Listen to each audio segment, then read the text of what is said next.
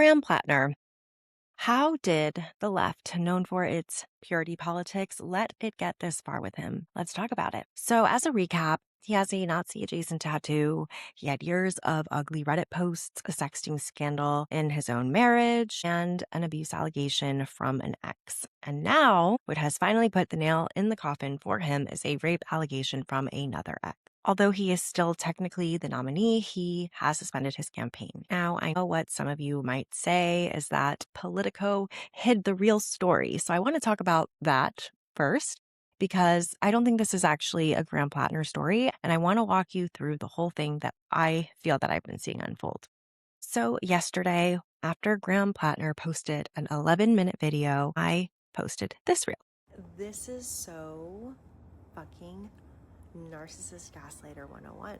Graham, what makes you think you are so fucking special that you could get all of these publications to put a credible story out? If they could, they would have done that for Mamdani. They would have done that for Brad Lander. You are the only one with credible rape allegations. Someone left a comment, and I've seen this comment drop a couple times now, that drop site exposed Politico and CNN for burying a text where Rackcott told Platner she needed a glute massage before he came over. People are acting like that somehow changes the story, but it does not. Rackcott has said the same thing to every outlet that she's talked to. She told him not to come over. He came anyway. He climbed on her. She said no. She had to resign and be like, okay, I can't even fight him off anymore. A flirty text message, even if it was flirty, we don't know. She could have literally just said she needed a glute massage. That is not consent, and that is not a standard that anybody should be comfortable with. She said no, and he showed up anyway. And that's it. She said no, and he climbed on top of her anyway. She said no, and he raped her anyway. But let's zoom out, because I actually think the media trust question underneath this is the more important conversation. Because yes, Politico has been extremely complicit in a lot of manufacturing consent. And I think that folds into how Graham Platner got this far. October of 2025, which was weeks into his campaign, deleted Reddit posts resurfaced where he called himself a communist, said all cops are bastards, called rural white Americans racist and stupid, and wondered aloud why Black people don't tip. That last one is obviously racist. He also said that sexual assault victims should take some responsibility for themselves instead of drinking so much when they have sex they don't mean to. His political director resigned over it. Also in October, a tattoo resembling the Totenkopf, an actual SS skull symbol, surfaces. He said he was drunk in Croatia and got it, and he had no idea what it was. An ex-girlfriend later said that is not true. I didn't know that his ex-girlfriend said it's not true. In May 2026, the Wall Street Journal and the New York Times report that his own wife told the campaign near the very start of the race that he had been sending sexually explicit texts to multiple other women. Around the same time, an ex says he was physically rough with her. Now, in this last week, Jenny Rackcott went on record with Politico and CNN saying that in 2021, he showed up at her home drunk after she told him not to and raped her despite her objections. And that is what finally broke the dam. Schumer and Warren pulled their endorsements. Bernie, who was his earliest and most loyal backer, finally called on him to drop out, so he suspended his campaign shortly after, still denying all of it.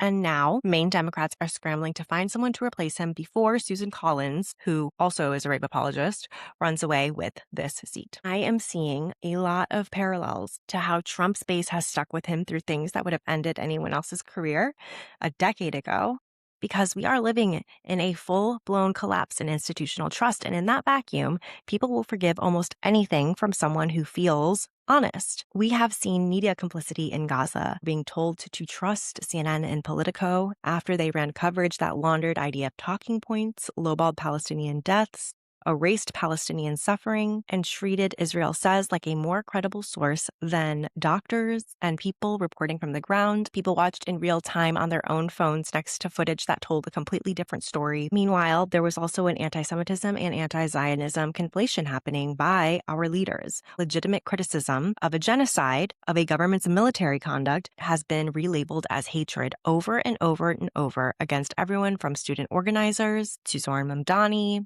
People have lost lost jobs, and it teaches people not to trust institutional accusation of hate or extremism at face value anymore. Because once you've seen that word get weaponized enough, you start to discount the cases it might actually apply. Now, that same collapse is actively being exploited by people who are not on our side.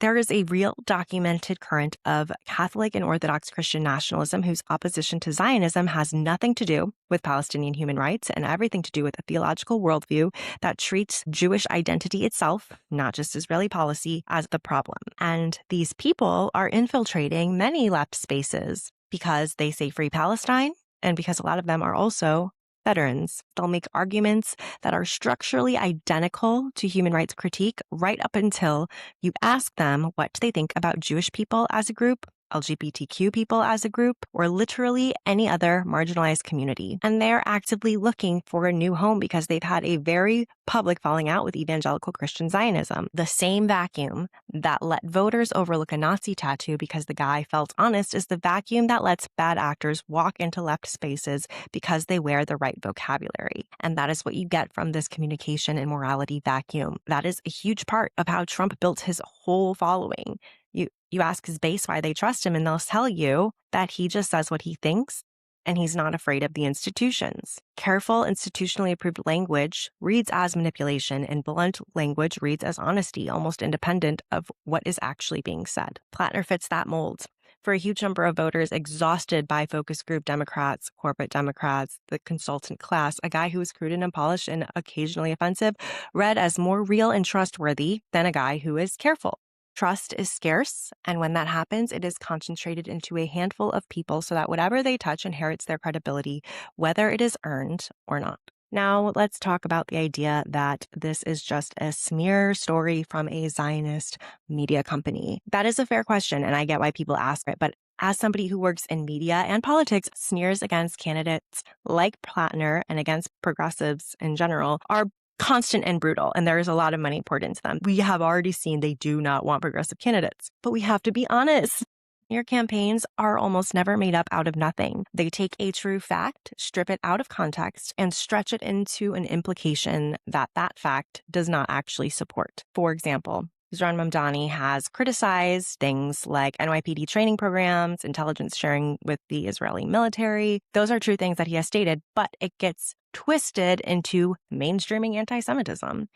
As anyone making that claim what the actual anti-Semitic statement is, and they cannot tell you it is just criticism of a government relabeled as bigotry. Abdul Sayed calls himself a physician, which is true because he has an MD and a PhD. But he currently doesn't hold an active state license to practice. So that has gotten spun into he is lying about who he is to imply that he is dishonest. That is a spin that comes from a truth.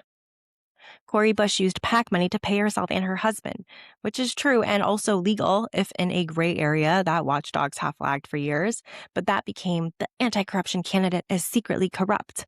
Meanwhile, her opponent's much bigger AIPAC network funding is the actual money story in that race. I understand the instinct to read the Politico story in the same way. I'm not asking you to trust the institution because they are institutions. I wouldn't ask that, but I'm asking you to run a test. Does that missing piece change what happened with Mamdani, with Bush, and every one of those other accusations? You just fill in the gap and it changes the whole answer. But if you do that with Platner, does knowing exact wording of a text that she sent change what happened after that? No. She said no. He showed up anyway drunk. She said no. He assaulted her despite her objections. The omitted detail doesn't complicate that story or offer any alternate explanation. And that is the actual difference between information that changes a verdict and information that just changes the vibe. If anything, it's what responsible reporting on a SA allegation is supposed to look like, not turning a specific detail into an invitation for strangers to relitigate whether a woman was asking for it. Distrust of CNN and Politico and anyone who has been covering for a genocide is well earned. It is structural. The cheapening of anti-Semitism into a cudgel against anyone criticizing a government's conduct, that is real and that has real consequences. And one of them is this. People stop giving these outlets the benefit of the doubt even when they're right, and that same erosion is being actively exploited by people whose politics have nothing to do with the liberation of all people. If we want to rebuild trust and protect our own movement from people who are exploiting this vacuum, the fix is not to treat every omission as a conspiracy.